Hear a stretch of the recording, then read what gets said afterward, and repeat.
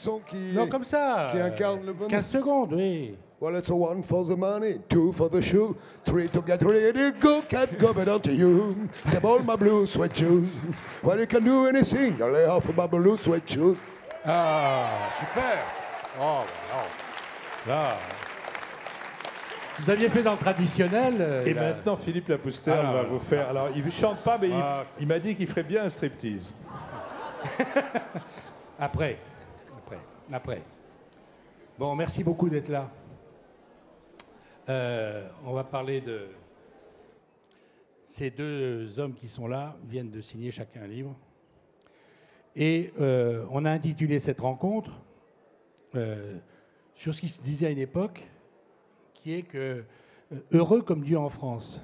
C'était une phrase si j'ai bonne mémoire, d'un auteur allemand. C'est un proverbe allemand. Ouais. Proverbe allemand, qui donc définissait la France comme étant le pays le plus merveilleux, qui connaît la vie la plus formidable qui soit.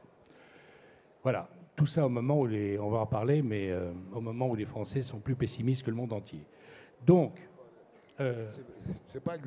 C'est pas exactement ça. Ça définissait la France comme le premier royaume qui, au moment où tous les roitelets de la romanité en déconfiture étaient ariens, avec le baptême de Clovis, c'est le premier royaume à avoir noué des liens politiques contractuels avec l'Église, avec Rome, avec la papauté. Mais il y avait aussi le fait que la France était un pays dont le style de vie est touché à l'imaginaire tellement on y était bien. C'est comme ça que ça a été compris après. C'est toujours un peu vrai. Voilà, c'est toujours. On va en parler. On va en parler. Alors, on a l'impression de connaître bien notre pays. Et s'il y a deux personnes en France dont on pouvait penser, oui, c'est vrai qu'il fait froid, dont on pouvait penser qu'ils connaissent bien la France, c'est Philippe Meyer et Tillinac. Et leur particularité, c'est que au lieu de s'asseoir sur ce qu'ils pensaient être la France, depuis des dizaines d'années, chacun de leur côté, chacun à sa façon, a éprouvé le besoin d'aller au contact des monuments, des gens, des situations, etc. C'est-à-dire que ce sont des écrivains qui ont éprouvé le besoin d'aller sur place, sentir ce que la France... voulait dire pour eux et pour les autres. Je voulais vous demander, Philippe Meyer, pourquoi vous avez eu ce besoin qui n'est pas celui de beaucoup d'intellectuels, hein? En fait, c'est un besoin que j'ai toujours eu, même avant d'être journaliste. J'aime aller voir les choses, j'aime les comprendre, en tout cas les saisir, peut-être les comprendre, les raconter, et avec le sentiment qu'en les rendant accessibles et intelligibles, on peut aussi donner les moyens de les transformer dans une direction ou dans une autre, mais qu'on ne transforme rien si on ne raconte pas avant dans quelle société on est, de la même manière qu'on ne peut pas faire de voyage sans avoir une carte. Le journaliste et autrefois le sociologue, puisque c'était mon métier, c'est pour moi quelqu'un qui dresse la carte. Après quoi, les gens font le voyage qu'ils ont envie de faire, choisissent la destination qu'ils ont envie d'atteindre et le mode de locomotion pour atteindre cette destination. Mais avant ça, il faut dresser cette carte. J'ai essayé de faire ça quand j'étais sociologue. Quand je suis devenu journaliste, ce qui m'a le plus surpris, c'est qu'au fond, c'était un exercice, l'exercice du reportage, qui n'était pas du tout valorisé dans les rédactions. Et il restait encore, dans les rédactions dans lesquelles je suis rentré au début des années 80, il restait encore quelques représentants de cette race qui s'était baptisée eux-mêmes avec humour la race des flâneurs salariés, qui étaient en général des gens qui n'étaient faits pour aucun milieu, aucune hiérarchie, aucun univers structuré, et qui au fond n'auraient jamais rien pu faire d'autre que journaliste, parce que justement c'était un métier qui pouvait avoir des règles, je veux dire une éthique, mais qui n'était pas structuré à la manière de la plupart des autres métiers. Et ceux-là, qui avaient souvent fait 36 métiers, 36 misères, ceux-là allaient volontiers à la rencontre du monde et des gens qui l'habitent sans faire de hiérarchie entre les importants et les quidam. Moi, j'ai eu ce besoin comme lecteur, comme auditeur. J'ai été un grand auditeur de radio, enfin j'espère l'être encore un peu, mais moins sûrement que je l'étais quand j'étais adolescent. Un grand lecteur de journaux, d'autant plus qu'on a à peu près tous les trois le même âge. À l'époque où j'étais au lycée, on ne pouvait pas y faire pénétrer de journaux, c'était défendu, quel qu'il soit. Et donc la frustration accentuait encore l'envie de lire ce qui se passait dans le monde. De surcroît, c'était une époque où le monde était particulièrement agité, la France elle-même, avec l'arrivée du général de Gaulle, la fin de la guerre d'Algérie, et l'ensemble du monde, avec toutes les transformations de cette époque-là. Donc voilà, ayant été un lecteur de ceux qui rapportaient le monde aux autres, j'ai eu le goût de le devenir moi-même sous une forme d'abord universitaire ou de chercheur, puis ensuite, quand ça m'a été proposé, sous la forme du journaliste. Et Denis Tillinac, vous êtes journaliste, éditeur, évidemment, et vous aussi, hein, vous racontez dans des livres précédents que à 18 ans, vous avez fait le tour ou 19 ans, vous avez fait le tour de la France en 2 chevaux, vous étiez tout le temps à vélo, en train de regarder une chose ou l'autre en France, et vous avez publié, parce que je pense que vous êtes tous les deux des amoureux de la France, parce que pour écrire de cette sorte et pour aller chercher, il faut aimer les choses. Vous avez écrit un dictionnaire amoureux de la France, c'était aux éditions Plomb il y a 4 ans. 4 ans. Et voilà, je voulais vous demander à vous, pourquoi vous aussi, comme Philippe Meyer, vous avez eu le besoin, on va dire, hein, d'aller fureter un peu partout en France, et voilà, que ça fait partie de vos besoins littéraires et personnels. Oui, pourquoi? Peut-être l'enfance, une enfance parisienne. J'étais pas très heureux parce que j'étais un cancre, j'étais toujours collé, j'étais toujours viré. Et puis, donc ce pavé, il y avait un besoin d'évasion. Et l'évasion, c'était mes 2 paradis, le village du côté de mon père, en Haute-Corrèze, le village du côté de ma mère, en Bourbonnais. Et ça m'a donné assez précocement le désir de sillonner les terroirs. Je n'ai jamais cessé, en Solex, en Dedeuche, plus tard en bagnole, de me balader dans tous les coins de France. Je pense jamais être allé 2 fois de chez moi en Corrèze à Paris en prenant la même route. Il y a toujours dans ce pays, au détour d'une départementale avec ses platanes, un petit clocher roman qui surgit, qui se profile. Il y a toujours un émerveillement. Et quand j'ai écrit ce dictionnaire amoureux de la France, c'était un abécédaire subjectif, c'est venu spontanément. Qu'est-ce que c'est la France? C'est 15 siècles d'histoire géo, c'est un patrimoine paysager, spirituel, littéraire, gastronomique, patrimonial, sportif. C'est des tours d'esprit, c'est la belle complainte de la Môme Piaf sur les pavés de Paris, c'est l'humour de Gabin, mais c'est Jeanne d'Arc sous Orléans, mais c'est la rosace de la Sainte-Chapelle. Et puis c'est pour un écrivain, il n'y a pas un terroir qui ne me suggère un texte, des paysages, éventuellement un vin. Je vais vous donner un exemple simple. Pau. Pourquoi j'ai dit oui quand François Bayrou m'a proposé de venir passer une journée parmi vous à Pau? D'abord, bien sûr, parce que à titre personnel, j'aime bien Bayrou, mais Pau, pour moi, c'est les poèmes de Toulet, c'est le vin de Jurançon, c'est François Moncla, excusez-moi, capitaine de l'équipe de France et capitaine de la section padoise, championne de France en 1964. Je viens de passer 2 heures avec lui, donc j'ai été le plus heureux des hommes. Et puis, comme ça, c'est ces cimes qui se profilent, comme ça, quand on se balade sur le Var des Pyrénées. C'est un terroir, c'est le Béarn. Je sais que ça ne ressemble pas à la Bigorre, je sais que ça ne ressemble pas au Tursan ou à la Chalosse, qui est pas loin. Je sais que ça ressemble encore moins au Pays Basque. Je perçois sa singularité. J'adore quand je pars de Paris pour aller en Normandie, j'arrive dans le pays de Bray, c'est Madame Bovary, un CI. Après, je vais dans le pays de Caux, c'est Maupassant. Puis après, j'arrive dans le pays d'Auge, c'est Manuel Berle.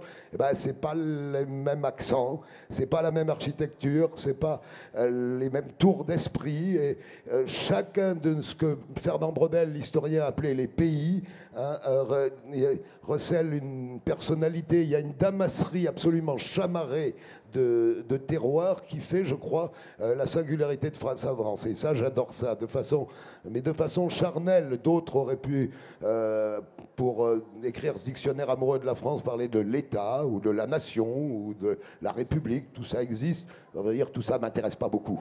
Moi, c'est beaucoup plus charnel. C'est la France princesse, telle qu'évoquée dans les préliminaires des mémoires du général de Gaulle. Voilà, donc j'aime ça, j'aimerais toujours ça. Philippe Meyer, est-ce que, je vais vous poser la question à tous les deux, je crois que Tillinac a raison pour l'origine du proverbe, Mais ensuite, puisque c'est un proverbe qui date deux siècles, la France a toujours été présentée à l'extérieur, maintenant encore. Chaque fois qu'on demande à des gens qui ne sont pas français où est le pays où il fait le meilleur vivre, la bataille est ardue entre l'Italie et la France, mais la France est souvent en tête. Comment se fait-il que ce pays, dont tout le monde dit à l'extérieur que c'est un pays formidable à énormément de points de vue, comment ce pays son peuple peut-il être le plus pessimiste du monde? C'est un mystère que je n'arrive pas à élucider. Je me demande si vous avez touché ce problème et un début d'explication à ce paradoxe incroyable.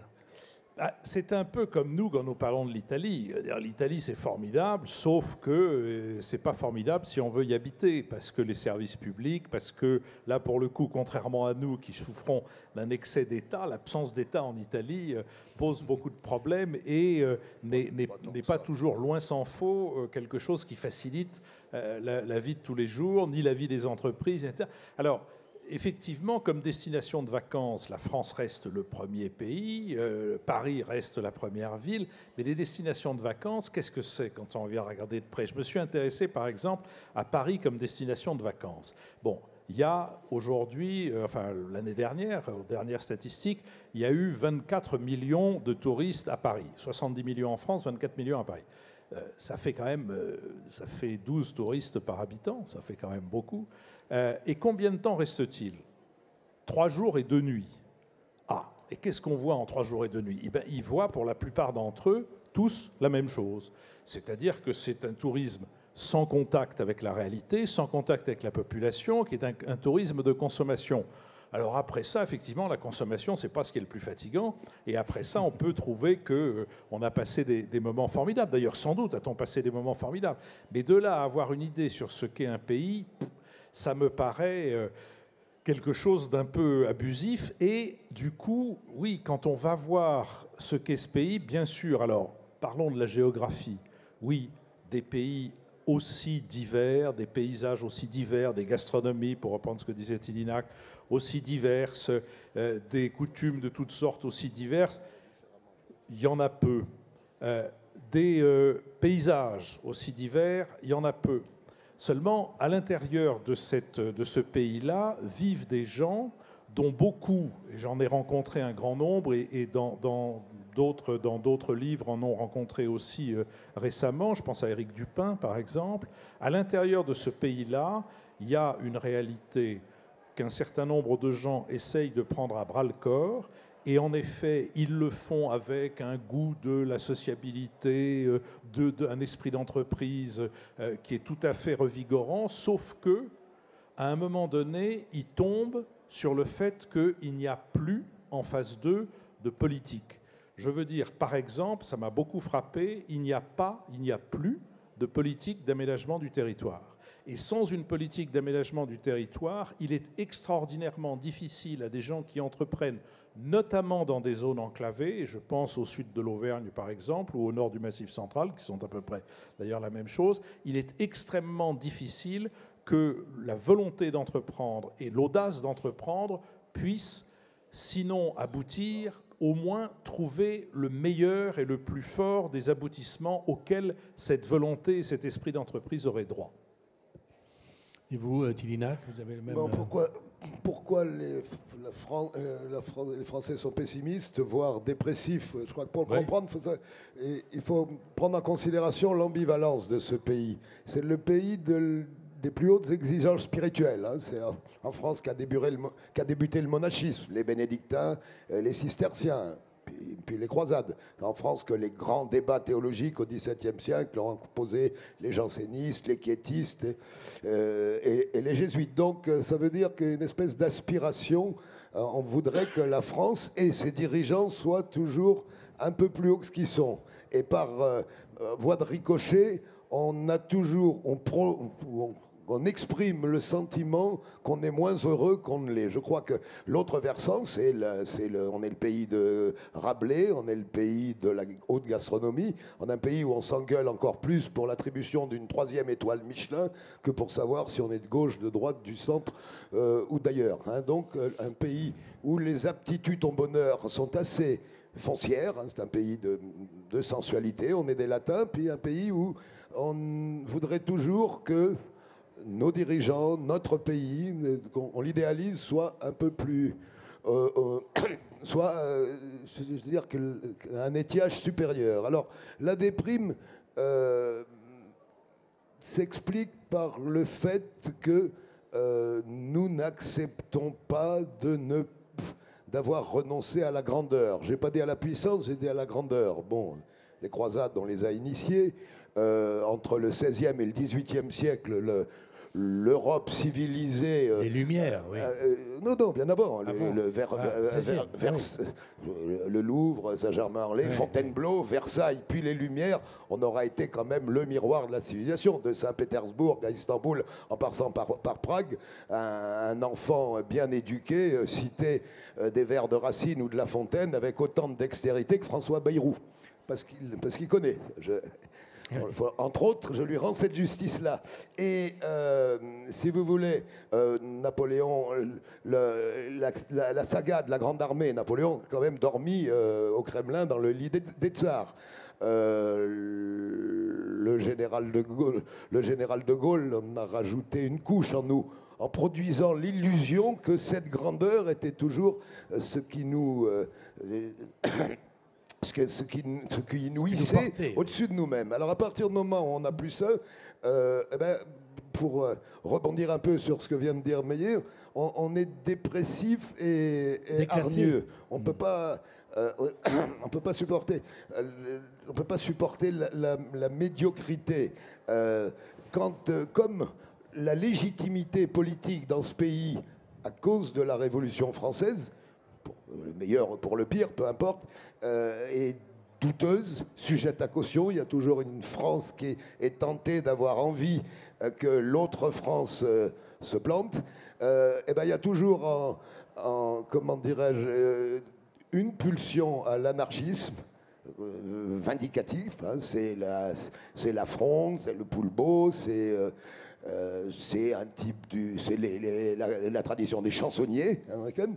Et puis il y a l'autre pendant, c'est le besoin, l'appel à l'homme présidentiel. Il y a une pulsion césariste aussi. C'est Napoléon Ier, c'est Napoléon III, c'est Thiers après la Commune, c'est Clémenceau pendant la guerre de 14, c'est le maréchal Pétain en 40, c'est le général de Gaulle après. Et puis dans les parenthèses de ces hommes forts qu'on hisse assez volontiers au pouvoir pour les brocarder dès le lendemain, dès qu'on les a foutus sur le trône, on ronchonne. Mais je crois qu'il ne faut pas prendre trop au sérieux ce ronchonnement. On est toujours plus heureux, nous Français, qu'on affecte de l'être. On se croirait déshonoré d'avouer qu'on est heureux. Je crois que le peuple français demeure probablement le plus heureux du monde, et pour cause, il est dans le pays le plus favorisé, les plus belles terres à blé du monde depuis la fin de la préhistoire. Je l'ai dit tout à l'heure, une germanité, une océanité, une Méditerranée, un plateau central, des terroirs extrêmement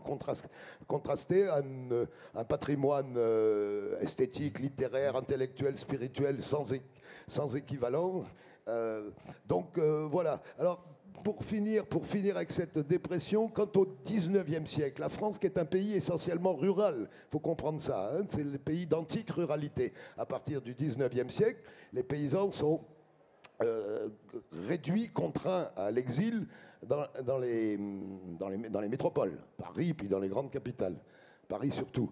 Va surgir une profusion de littérature provincialiste qui va exprimer sa nostalgie, depuis le lieu de l'exil, Paris par exemple, sa nostalgie de son terroir d'origine. Et ça ne sera pas de la littérature de terroir un peu bas de gamme, hein. Ça sera le Limousin, ça sera le Limousin, c'est Giraudoux, le Berry, c'est Georges Sand, les Landes de Gascogne, c'est François Mauriac, les Ardennes, c'est Dautel, la Provence, c'est Giono ou Mistral.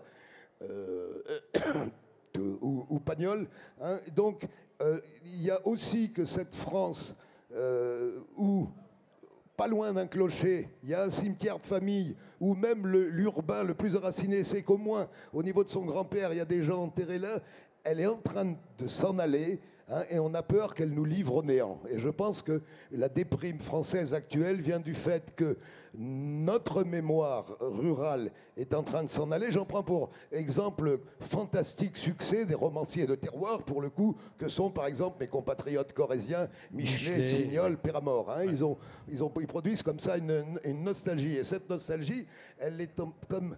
Il y a un problème d'identité qui se pose pour 1000 raisons sociologiques. Cette nostalgie est en train de tourner en déprime. Je crois qu'il faut faire intervenir tous ces facteurs. Je m'excuse d'avoir été long pour comprendre un peu ce pessimisme français, mais qui est assez surjoué, comme on dit, des acteurs de théâtre.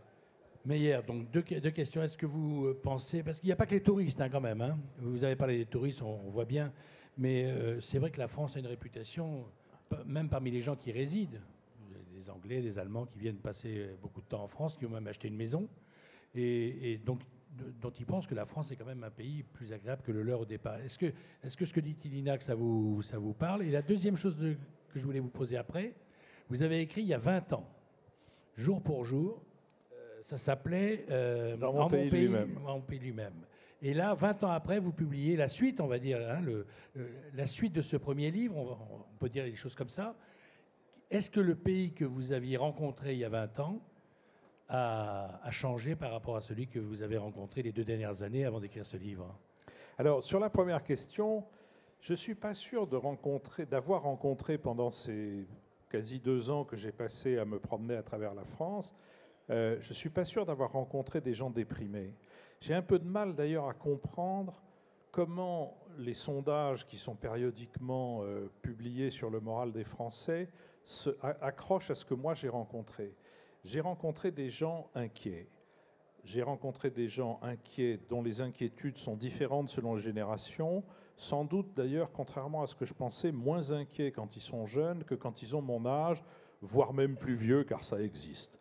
Ceux qui ont mon âge ou qui sont plus vieux, ceux-là s'inquiètent de ce que leurs enfants et leurs petits-enfants ne jouiront pas des mêmes facilités qu'ils ont eues eux-mêmes, enfants des 30 glorieuses qu'ils sont, et de son système social, et d'une situation, et d'une situation économique dans laquelle les écarts de richesse étaient beaucoup moins grands jusqu'aux années 80 qu'elles ne le sont devenues depuis. Ceux qui sont plus jeunes m'ont frappé par le fait qu'ils n'expriment pas de dépression. Alors, il y a ceux qui s'en vont. Bon, ça, c'est clair. Mais c'est encore une minorité dont on parle beaucoup, mais qui est une minorité de gens, la plupart du temps, qui ont fait des études. J'ai un certain nombre de mes anciens étudiants, j'ai enseigné pendant un quart de siècle ou presque à Sciences Po, et c'est vrai que de plus en plus de mes anciens étudiants sont partis un peu partout, d'ailleurs, aussi bien dans les anciens pays de l'Est que vers les États-Unis ou vers l'Angleterre. Mais ce qui m'a frappé chez les gens les plus jeunes, c'est qu'au fond, ils ont pris acte du fait que ce que redoutent leurs parents et leurs grands-parents va arriver, et qu'ils se débrouillent. Par exemple, ils vous diront que leurs études les conduisent aujourd'hui jusqu'à 27, 28, 29, voire 30 ans. Que si, pour des raisons d'économie générale, on ne peut pas prendre sa retraite avant 42 ans, ou 43 ans, ou 45 ans bientôt de travail, ça les conduira entre 70 et 75 ans. Par conséquent, l'idée de la retraite, pour eux, ils ont décidé que ça ne leur arriverait pas, ou que ça leur arriverait très tard, et que ça aurait une toute autre forme que celle de leurs parents et de leurs grands-parents, qu'ils voient au contraire avoir une retraite à la fois financièrement agréable et en même temps à un âge qui permet d'en profiter pleinement. Donc ils ne pleurent pas sur le lait renversé, ils se débrouillent avec. Et j'ai rencontré, pour essayer d'être un peu bref, j'ai rencontré beaucoup de gens de beaucoup de générations qui, loin de sombrer dans le pessimisme, s'emploient à entreprendre, à innover, à essayer d'organiser un certain nombre de choses dans le cadre des entreprises comme dans le cadre des associations, mais qui, toutes et tous, tombent sur l'obstacle que je disais tout à l'heure, c'est-à-dire un pays à la fois suradministré et sous-administré. Suradministré, ça se traduit par une sorte d'inquisition tatillonne, pas seulement fiscale, loin s'en faut, aggravée par cette imbécilité majeure qui s'appelle le principe de précaution, et sous-administré par le fait que en matière d'aménagement du territoire, en matière de transport, pour ne prendre qu'un seul exemple, la situation est à la fois totalement inégalitaire entre les régions à TGV et à autoroute et les régions à TER et à route nationale et départementale. Et je peux vous dire, pour passer une partie de l'année moi-même dans une région qui fait partie de ces régions enclavées, c'est-à-dire dans le nord de l'Aveyron, que le nombre de gens dont les initiatives sont limitées par cette suradministration et cette sous-administration est quelque chose que je crois remédiable, à condition qu'on le mette au centre du débat politique. Mais j'ai trouvé, moi, une société civile qui est loin d'être la société dépressive ou déprimée dont la presse nous parle. Et c'est d'ailleurs le dernier mot que je voudrais avoir. Je pense que la presse a aussi, et pas seulement la classe politique, et pas seulement les administrateurs, a aussi une responsabilité dans cette image surjouée, comme le dit Tillinac, de la déprime, parce qu'à force de ne s'intéresser qu'aux grandes administrations, aux grands corps d'État, aux partis politiques, aux riches et aux puissants, la presse régionale comme la presse nationale est devenue totalement hors sol et elle ne sait pas, à de rares exceptions près, rendre compte de la société telle qu'elle est, avec sa vitalité, comme avec les problèmes qu'elle rencontre. Et du coup, c'est infiniment plus commode de sombrer dans ce lieu commun qui consiste à dire « Oh ben oui, mais les Français, ben, ils sont déprimés, et puis de toute façon, ils ont toujours été râleurs. »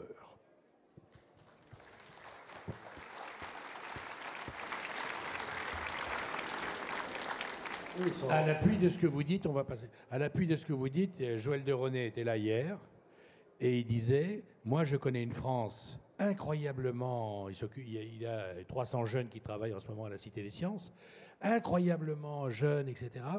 Et on est absolument effaré quand on regarde le 20h comme source de le 20h à la télé, comme source d'information, de voir ce qu'on nous dit de notre pays, dont je vois tous les jours qu'il est radicalement différent du pays qu'on nous raconte à la télévision. Là, dans le 20h, on arrive à un niveau d'imbécilité qui est quand même assez exceptionnel. Je vais prendre juste un exemple récent. On découvre qu'il y a un djihadiste qui vient de Normandie. Qu'est-ce qu'on fait? On envoie des reporters, pas pour vous raconter la Normandie, on s'en fout complètement, pour interroger des gens qui vont dire « Ah oui, on a été très étonnés, il n'était pas du tout comme ça. Quand il était à l'école, il décapitait personne, il était tout à fait... » À 5-6 ans... Ça vous fait les 10 minutes d'ouverture du journal. Tillinac, c'est important. Vous êtes journaliste en ce moment dans un hebdomadaire. Chroniqueur, pardon. Chroniqueur. J'ai un peu passé l'âge. Oui, mais vous écrivez régulièrement. Vous pensez que la presse a joué un rôle dans ce surjeu dont vous parliez tout à l'heure? Est-ce qu'il alimente ce surjeu? On a un peu les médias qu'on mérite. Hein. Les médias tendent un miroir à la société. Et dans un moment où il y a une espèce de demande, quelles sont les émissions qui marchent le mieux? C'est les émissions dites interactives, à la Bourdin, où en définitive le journaliste ne produit plus d'informations ou d'analyses, il sollicite l'opinion dans ce qu'elle a de plus émotif et élémentaire, éphémère, pour qu'elle produise une réponse. Oui, alors je suis d'accord sur l'ambivalence de ce corps social français qui est travaillé de 1000 choses contradictoires. Je ne crois pas qu'on puisse mettre sous le boisseau une des primes particulières à la France. J'en veux pour preuve une surconsommation de neuroleptiques de l'ordre de 300% par rapport à nos voisins allemands, anglais ou latins, espagnols ou étrangers. Il y a quelque chose de particulier. Cependant, ce qu'on oublie toujours quand on évoque la crise, la perte des repères, l'angoisse,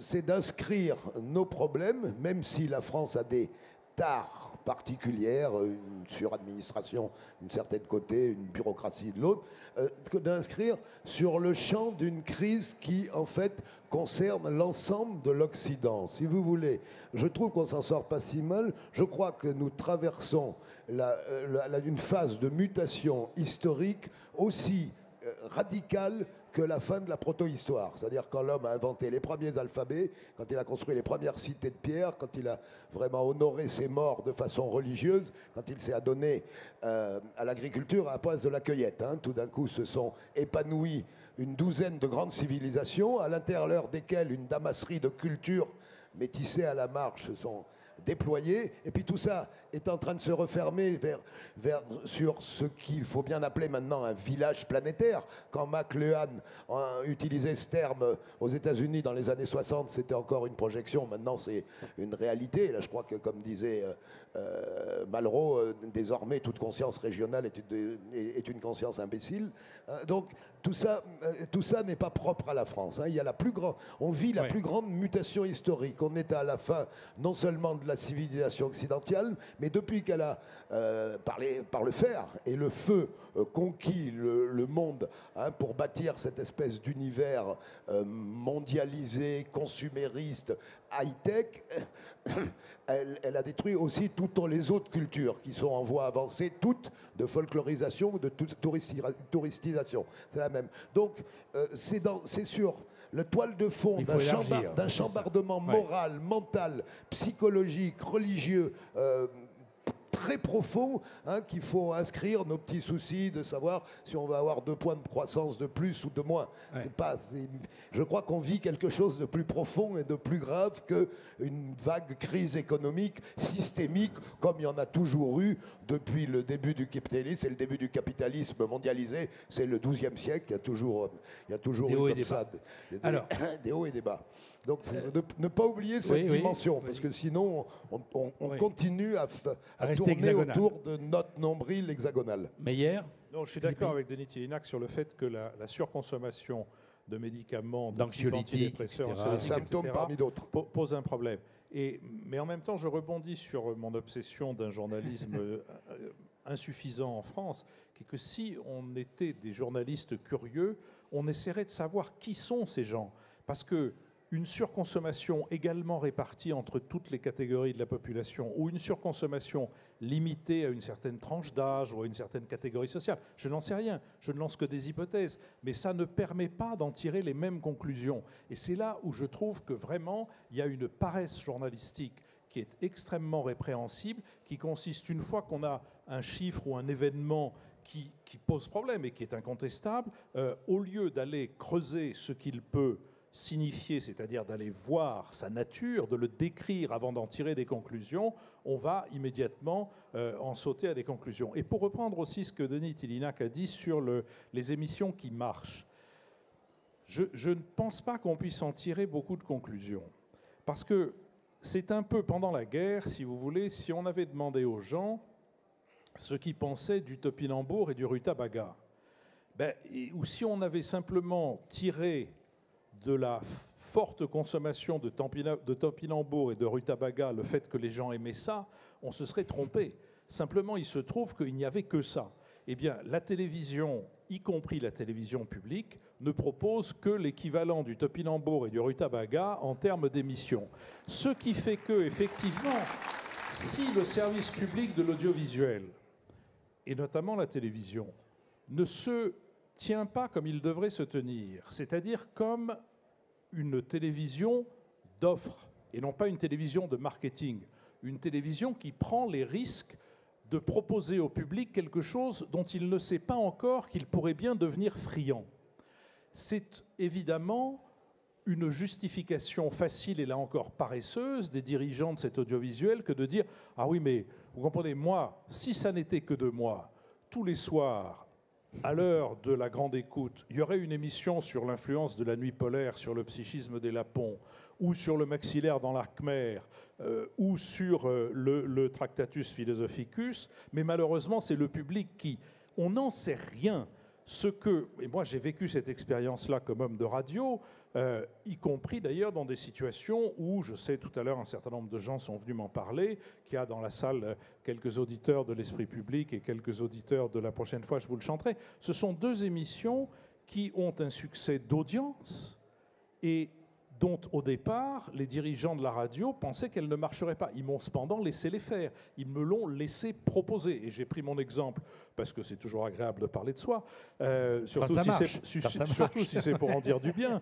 Mais je pourrais prendre, je n'aurais pas cette élégance, mais je pourrais prendre l'exemple d'autres gens de radio et même de télévision qui ont fait des propositions. Et après tout, quand avec Frédéric Rossif, on a fait Nuremberg à Nuremberg, l'émission est restée 2 ans au placard. Parce que, soi-disant, il n'y avait pas de public pour ça. Or, l'émission a fait péter tous les instruments de mesure et ça reste encore aujourd'hui un record d'audience de documentaire qui a jamais été égalé. Donc, je pense que le maître mot, me semble-t-il, du journalisme français dans son ensemble, et évidemment, il faudrait détailler, et des responsables politiques ou administratifs, ou comme ceux dont je viens de parler à la télévision, c'est la paresse.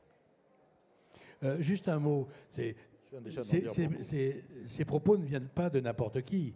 C'est le producteur d'Esprit Public sur France Culture tous les dimanches. La question que je pose, c'est est-ce que les gens dans les services publics d'audiovisuel, j'entends que vous connaissez bien, est-ce que la réflexion que vous venez de faire est partagée, je ne parle pas par la direction évidemment, mais par l'ensemble des gens, des journalistes qui travaillent dans le secteur public de l'audiovisuel ? Par une bonne partie, mais on a aussi des réflexions qui sont en partie fonction de la situation qui est la nôtre. Si vous voulez, les gens qui font partie des générations qui ont pu rentrer assez facilement à la radio ou à la télévision, mais restons sur la radio, ceux-là, en effet, ils tiennent un certain niveau d'exigence qui est celui qu'ils ont hérité d'ailleurs de leurs prédécesseurs. Moi, je suis un enfant de France Culture de Jean-Marie Borzex et de France Culture d'Yves Jégu et du France Inter que j'écoutais quand j'étais adolescent et jeune homme. Je mets mes pieds dans leurs pas, si vous voulez. Mais les jeunes gens qui ont 30 ans aujourd'hui et qui veulent mettre leurs pieds dans nos pas, ils sont soumis à une pression qui est beaucoup plus, à laquelle il est beaucoup plus difficile de résister, parce que l'emploi est beaucoup plus rare et qu'en plus ils ont souvent affaire à des responsables qui ont la trouille. Alors, effectivement, il leur faut beaucoup de courage et beaucoup d'appui à l'intérieur pour arriver à trouver pour leur génération l'équivalent de ce que nous avons trouvé pour la nôtre en termes de service public. Et ça, il est évident que la raréfaction de l'emploi rend particulièrement difficile et courageuse le fait de maintenir un niveau d'exigence dans l'offre de programmes, puisqu'on parlait de la radio. Denis Tillinac, vous avez un sentiment sur ce point ? J'ai pas de compétences sur les médias audiovisuels. Je suis vraiment un homme de l'écrit. Je regarde jamais la télé, j'écoute jamais la radio. Mais j'ai été éditeur pendant 18 ans. J'ai essayé de comprendre qu'est-ce qui se passait, comment ça a évolué. Pourquoi, pour prendre des livres comme La nausée de Sartre ou L'étranger de Camus, qui pendant 50 ans se sont vendus à 80 000 par an. Il y a 10 ans, 60 000. Il y a 5 ans, 20 000. Et puis c'est fini.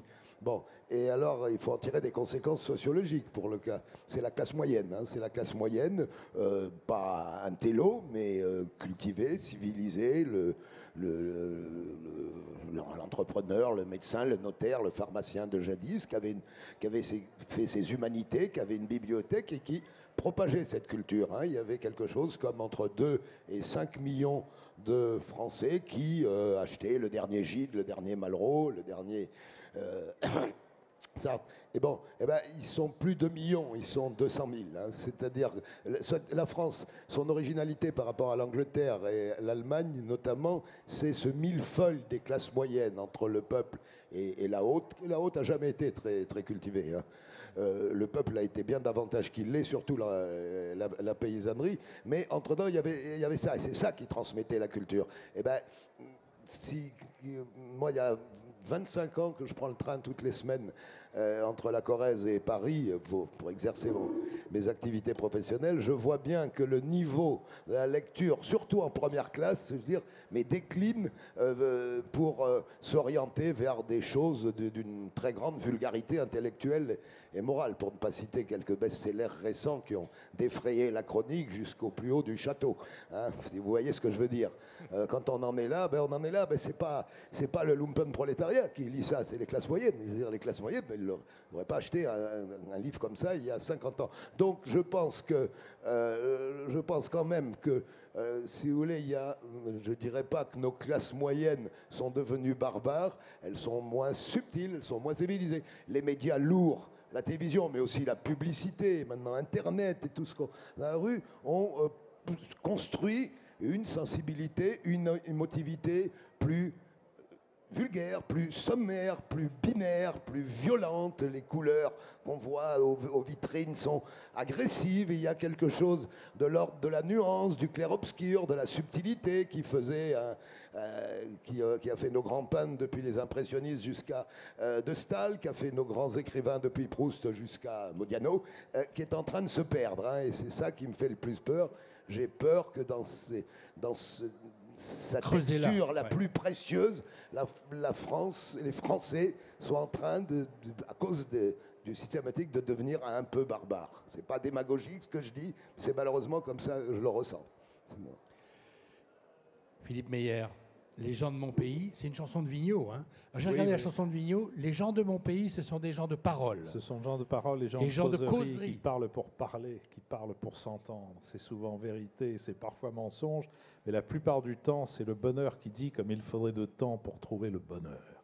Oui, j'étais très heureux que Gilles Vigneault me prête. Mais c'est toute la chanson ou c'est le titre qui vous... Non, c'est toute la chanson. C'est-à-dire, bon, moi, je suis allé au Québec pour la première fois l'année de mes 20 ans, tout à fait par hasard. Il se trouve que là, j'ai découvert d'abord une société dans un état de transformation très extraordinaire, ce qui pour un apprenti sociologue était formidable. Et puis j'ai trouvé dans la chanson, dans le roman, dans le cinéma, des auteurs, des créateurs dont je n'arrivais pas à comprendre comment on ne les connaissait pas en France. Et c'était avant, alors que c'était avant que c'est-à-dire Gilles Vigneault et Pauline Julien et Monique Lérac étaient venus en 66 ou 7, je crois, à Bobino pour en rester à la chanson. Leclerc mais ça aussi, n'avait pas marché du tout. Ah, mais Leclerc, c'est le contraire. C'est nous qui l'avons fabriqué. Leclerc n'a pas été reconnu au Québec. C'est les Français qui l'ont reconnu et il est reparti ensuite au Québec où il a été réadopté, et Dieu sait avec quelle intensité et quelle affection, par ses compatriotes.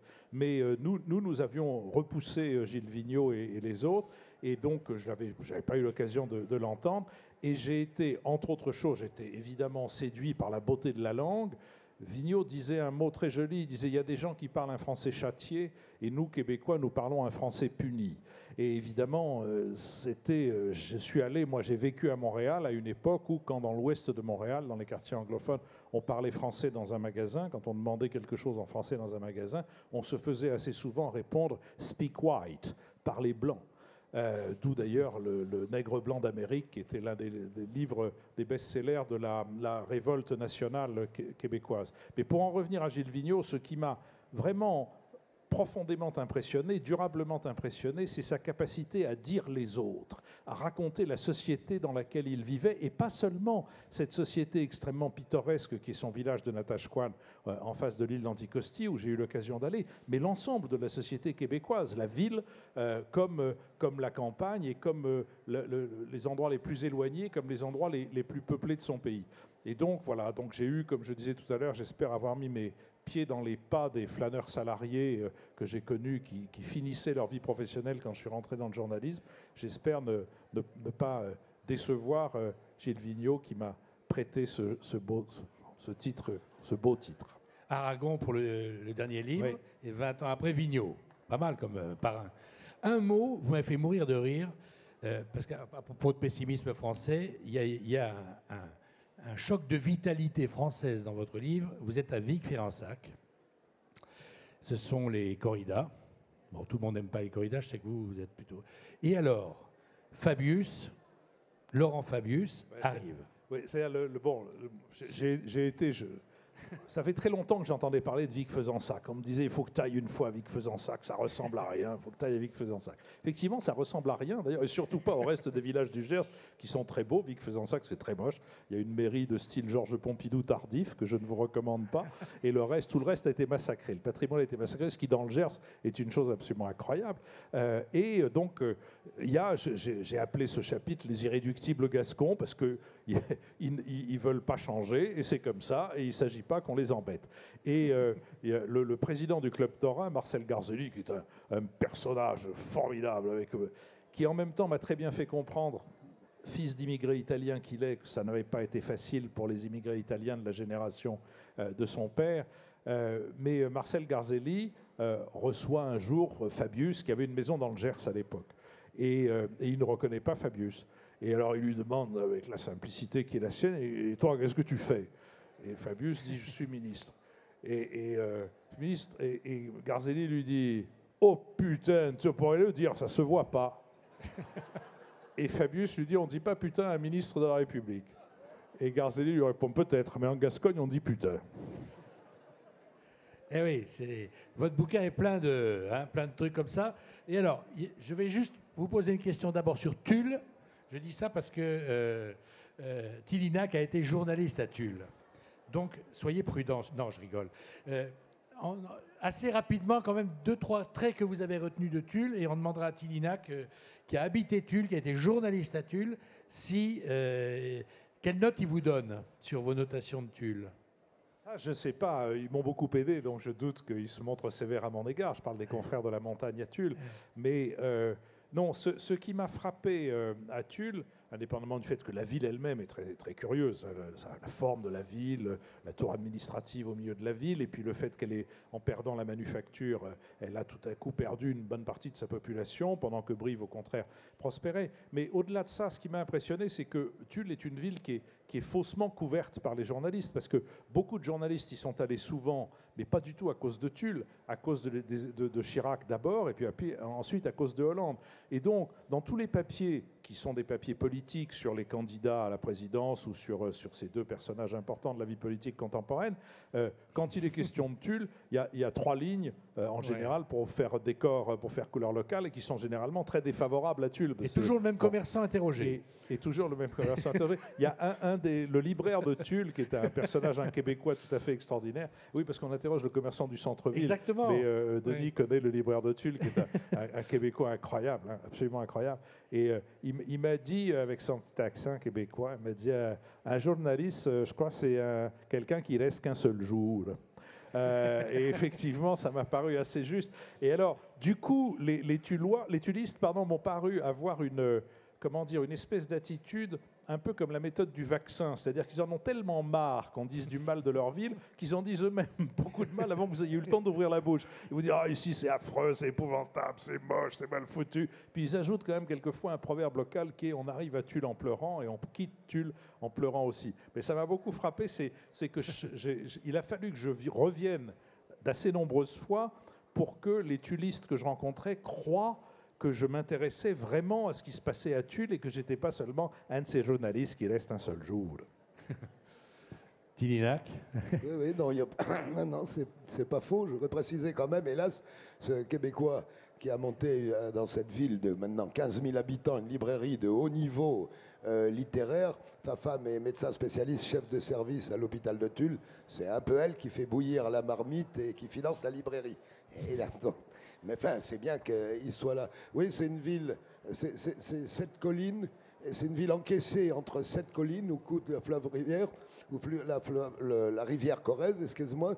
C'est une ville qui porte des deuils. Elle porte 2 deuils. Le deuil des 99 pendus de la division d'Asreich, celle qui a commis le massacre d'Oradour le lendemain, et qui porte aussi le deuil d'une manufacture royale fondée par Louis XV et qui a comporté, quand j'étais gamin et même étudiant, jusqu'à 3000 salariés. Ils sont maintenant 150 types qui ont épuisé à peu près tous les jeux de cartes imaginables. Et bon, c'est une ville, comme par hasard, je ne sais pas pour ceux d'entre vous qui avaient vu Le Corbeau de Clouzot, c'est la ville du Corbeau. C'est là que a eu le film a été tourné. Le fait divers, c'est-à-dire une femme assez significative des femmes de l'après-guerre de 14, c'est-à-dire excédent de femmes par rapport aux autres, qui est chef de bureau, qui est petit secrétaire au bureau du cabinet à la préfecture, amoureuse d'un type à la préfecture qui, lui, ne l'aime pas. Par rancœur, elle bombarde dans la ville des lettres anonymes. Alors, elle est assez bien informée. Elle écrit à la femme du capitaine de gendarmerie: Madame, faites attention, le sous-préfet couche... Madame, faites attention, votre mari couche avec la femme du sous-préfet tel jour, à telle heure, à tel endroit. Et c'était vrai. Alors il y a eu des suicides. La ville a été dans un état d'incandescence incroyable. Elle a fini par être confondue par les caractères de la machine à écrire de la préfecture. Et puis, bon, c'est pour vous dire, c'est une ville secrète. C'est une ville où les bourgeois du temps, il y en avait encore, quand ils voulaient se dévergonder, c'est-à-dire entretenir une maîtresse, ils l'entretenaient à Brive. Il faut savoir fondamentalement que, si vous voulez, c'est la dernière ville du massif central granitique, hein, après laquelle, en allant vers Brive, à 26 km, s'ouvre la plaine d'Aquitaine, le calcaire. Pour un briviste, Tulle, c'est des pecnos.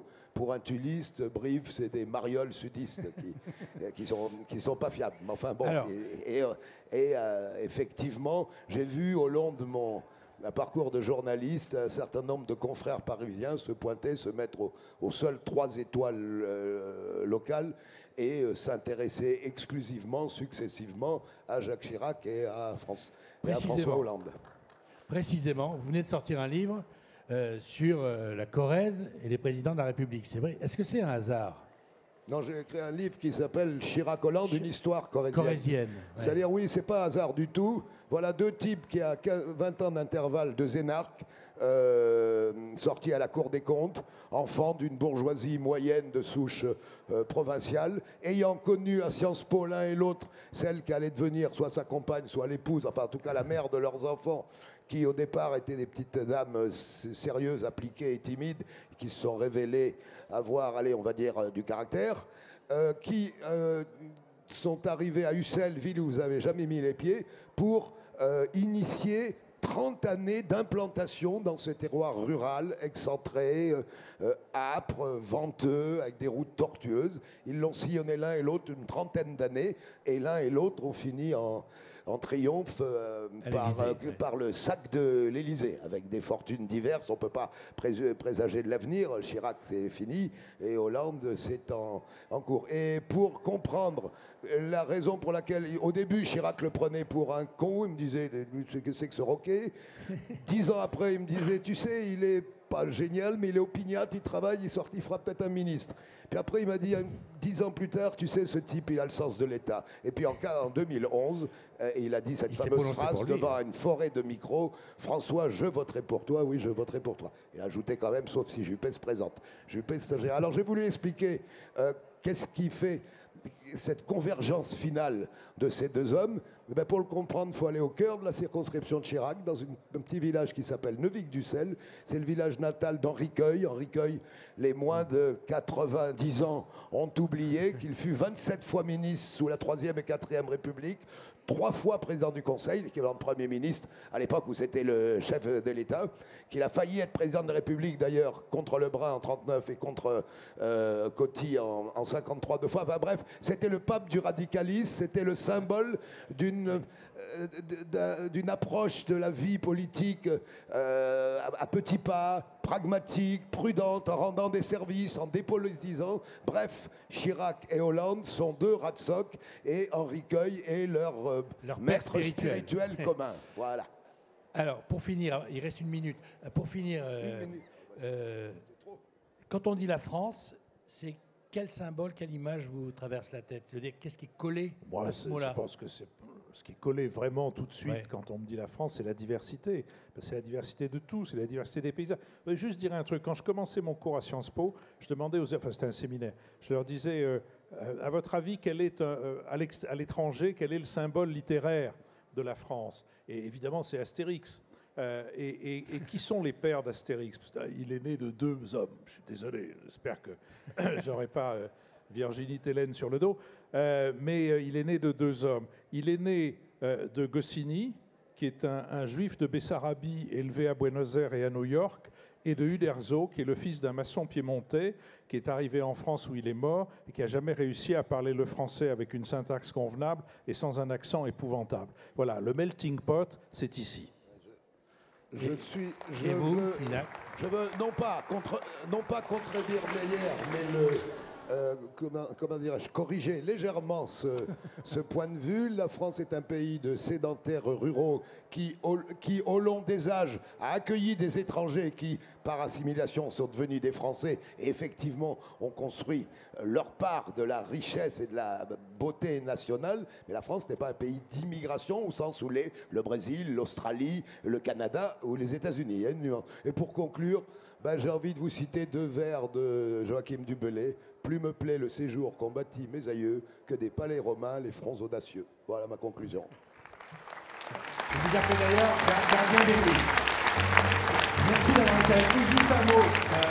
Meyer et Finac vont signer leurs ouvrages immédiatement. Vous pourrez poursuivre des conversations et des signatures avec eux. Ils seront dans 3 minutes à la librairie d'à côté. Merci beaucoup d'avoir été avec nous.